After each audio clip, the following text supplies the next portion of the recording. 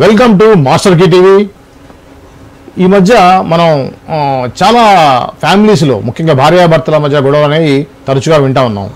అయితే కొత్తగా వెలుగులోకి వచ్చినటువంటి విషయం ఏంటంటే మధులత అనేటువంటి సాఫ్ట్వేర్ ఇంజనీర్ అమ్మాయిని తన భర్త భరద్వాజ్ అత్యంత కిరాతకంగా చంపాడనే విషయాన్ని కొత్తగా వెలుగులోకి వచ్చింది. సో దీనికి సంబంధించిన వివరాలు చెప్పడానికి మన స్టూడియోకి వచ్చారు దాసరి విజ్ఞాన్ గారు. వారితో మాట్లాడి మరింత డీటెయిల్గా తెలుసుకునే ప్రయత్నం చేద్దాం. అండి నమస్తే అండి. ఏంటండి ఇప్పుడు యాక్చువల్గా ఈ సాఫ్ట్వేర్ ఇంజనీర్ అమ్మాయి ఏంటి ఆమె డెత్ మిస్టరీ ఎప్పుడు May 4th జరిగినటువంటి ఇష్యూని రీసెంట్గా దానికి సంబంధించినటువంటి డీటెయిల్స్ పోలీసు వాళ్ళు వెల్లడించారు. అసలు ఏం జరిగింది, ఏమిటి ఆ ఫ్యామిలీ బ్యాక్గ్రౌండ్ ఏంటి, అంత కిరాతకంగా చంపడానికి అసలు కారణం ఏంటి? యాక్చువల్లీ పోలీసు వాళ్ళు ఇప్పటివరకు ఈ విషయాన్ని బయట పెట్టలే. మరి ఎందుకన్నా తెలియదు. యాక్చువల్గా ఏదన్నా ఇన్సిడెంట్ అయితే ఖచ్చితంగా డీసీపీ ప్రెస్ మీట్ పెట్టి ఇలా జరిగింది అని చెప్తారు. ఈ మధ్య కాలంలో ఏ విషయమైనా బాగా సెన్సిటివ్ అయ్యి సెన్సేషన్ అయ్యేసరికి పోలీసులు ఈ మధ్య అంటే చాలా తక్కువ చెప్తున్నారు, చెప్పట్లా.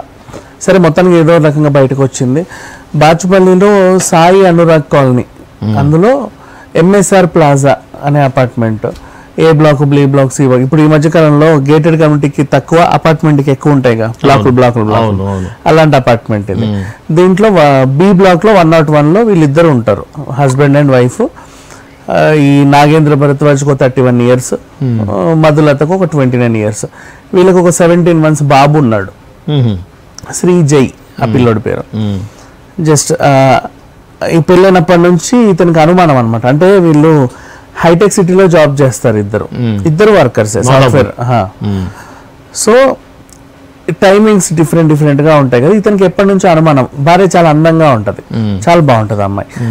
సో ఈమెకి బాయ్ ఫ్రెండ్స్ ఉన్నారేమో, వాడితో వెళ్తుందేమో, వీడితో వెళ్తుందేమో, వాళ్ళతో తిరుగుతుందేమో, వీళ్ళతో తిరుగుతుందేమో అని ఒక అనుమానం ఎప్పటి నుంచో. అంటే పెళ్లికి ముందు నుంచి కూడా ఉంది. అయినా ఎందుకో పెళ్లి చేసుకున్నాడు మనకు తెలియదు. ఆ తర్వాత అరేంజ్డ్ మ్యారేజ్. సో ముందు నుంచే ఉంది ఒక ఇదే ఈయన మీద కన్నుంది. సో ఈయనకి ఏంటంటే పెళ్ళైనప్పటి నుంచి వేధించేవాడు, రోజు బాగా హింసించేవాడు.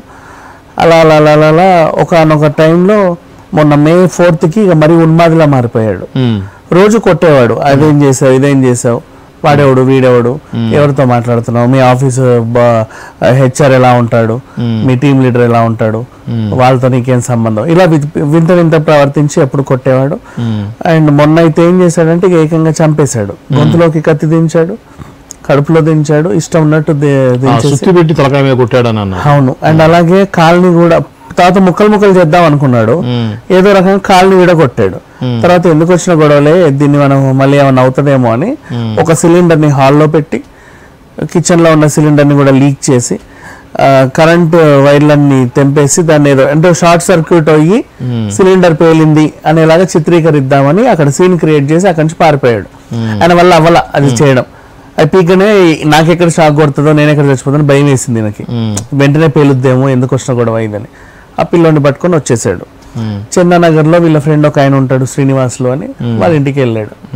అదేంట్రా ఈ టైంలో వచ్చావు, ఏంటి కథ అంటే, అదే అది ఏం లేదు అని చెప్పేసి ఆయనకు విషయం చెప్పాడు. మావిడిని చంపేశాను నేను, ఇలా చేసా, ఇట్లా సెట్ చేసా, నాకేం చేయాలో అర్థం కాక ఇట్లా వచ్చారా నీ దగ్గరికి అని. వాడికేమో నచ్చల వ్యవహారం.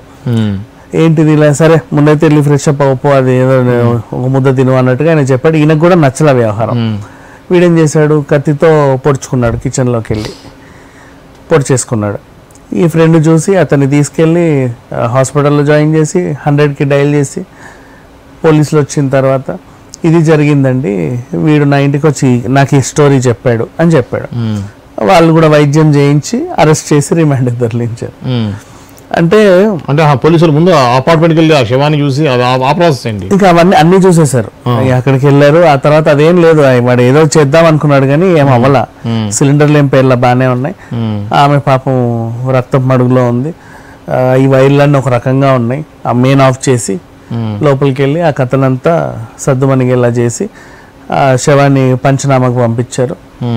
ఇతన్నేమో అరెస్ట్ చేసి రిమాండ్కి పంపించారు. బాచుపల్లిలోనే ఈ మధ్య కాలంలో ఇది 4వ 5వ. అప్పట్లో ఎక్కువ నేరాలు మన హైట్ నగర్ సైడ్ జరిగేవి. అవును.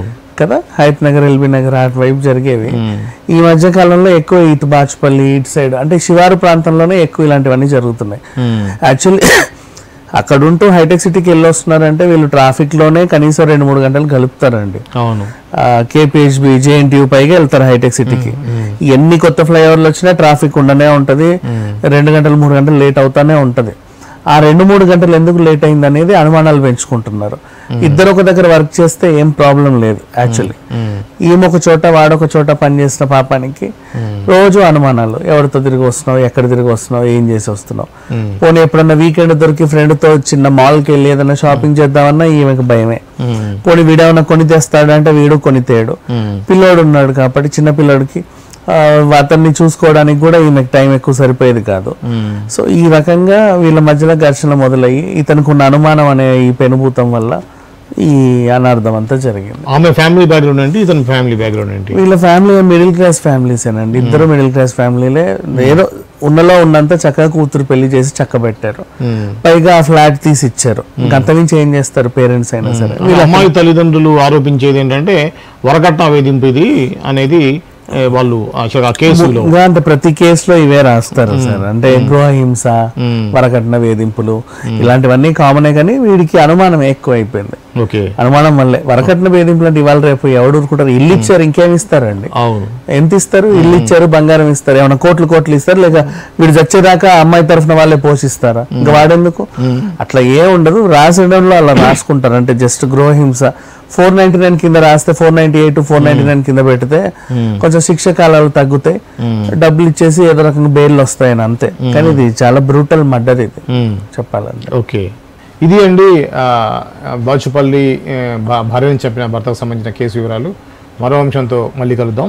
అంతవరకు చూస్తూనే ఉండండి మాస్టర్ కీ టీవీ.